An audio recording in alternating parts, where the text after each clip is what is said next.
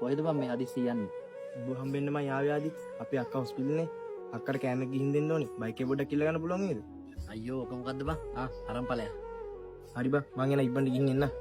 මලා helmet එකක් දාගෙන පරිස්සමට ගිහලා වරේ. හරි බං.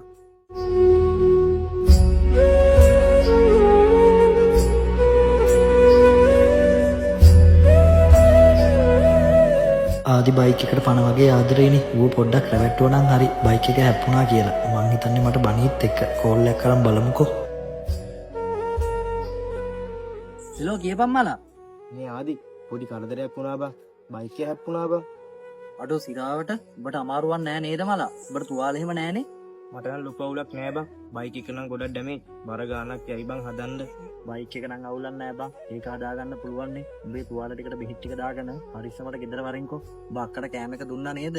මේ මං එන්නද උඹ එක්කන් යන්න? අක්කට නම් කෑම එක දුන්න බං. උඹ එන්න ඕනේ නෑ. මම බයික් එක ගෑරේජ් එකට දාලා මොකේ හරි එල්ලිලා එන්නම් බං. හරි බං මලා. පරිස්සමෙන් වරින්කෝ එහෙනම්. මූ බයික් එකට පණ වගේ ආදරය කරලත් බයික් එකට මොකද උනේ කියලා අහන්නෙවත් නැතු. මං ගැනමයි යව්වේ. අනේ මන්දා මට නම් හිතා ගන්නවත් බෑ. ඒ උඹට කරදරයක් වුනේ නැද්ද මලා? උඹ බයික් එකත් හොඳට තියෙන්නේ බං. ඔබත් හොඳට ඉන්නේ. මට කරදරයක් වුණේ නෑ ආදි. උඹ මොකද්ද කියන්න බලන්න තමයි මං එහෙම කිව්වේ. මෙච්චර උඹ බයික් එකට පණ වගේ ආදරය කරද්දී බයික් එක ගැන කිසිම දෙයක් අහන්න නැතුව එකපාරට මං ගැන මොකද බං අහුවේ? බයික් එකට මොකක් හරි වුණා නම් මට බයික් එක හදාගන්න පුළුවන් බං. හැබැයි උඹට මොකක් හරි කරදරයක් වුණා නම් මට උඹ වගේ යාළුවෙක් ආයි හොයාගන්න බෑ බං. සමහර යාළුකම් තියෙනවා. අනිත් හැම දෙයකටම වඩා වටිනවා. ඉතින් එහෙම යාළුවෙක් ඉන්නවා නම් කවදාවත් නැති කරගන්න එපා.